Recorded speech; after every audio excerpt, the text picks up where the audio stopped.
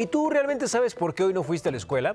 Oficialmente porque se conmemora el inicio de los primeros movimientos armados de la Revolución Mexicana, esa que iniciara Francisco I. Madero contra Porfirio Díaz ante la desigualdad social y en contra de la mala concentración de la riqueza. Un movimiento respaldado por Pascual Orozco, jefe de las tropas irregulares del estado de Chihuahua, con Pancho Villa representando al norte y Emiliano Zapata a los campesinos y a los líderes del sur del país. Una revolución que ocasionara la renuncia de Díaz en mayo de 1911, el plan de Ayala, la decena trágica, la renuncia años después de Huerta siendo presidente, los desacuerdos entre Villa, Zapata y Carranza, el asesinato de este último en 1920, las elecciones con Obregón y la muerte, con una traición a Zapata en 1919 y a Villa en 1923. Un movimiento iniciado por aristócratas con el deceso de los representantes del pueblo.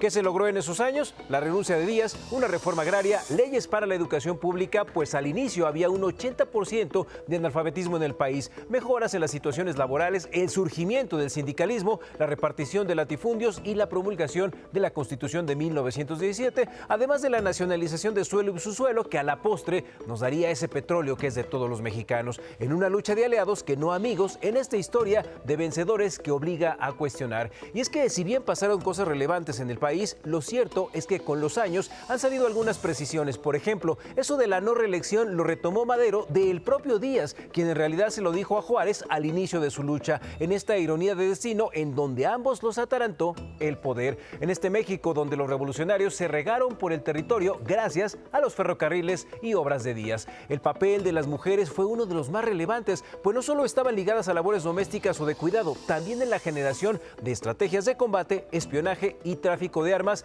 y todo esto para la lucha. En esta guerra que se calculó dejó 1 millón de muertos, aunque una cuarta parte en realidad se los llevó la viruela, la tifoidea, el paludismo y la influencia española, y en donde el destino quiso que Villa, Carranza y Calles, grandes enemigos en vida, terminaran juntitos en el monumento a la revolución. ¿Qué les parece? Pero bueno, ahora vamos al clima con Dalí Sederman.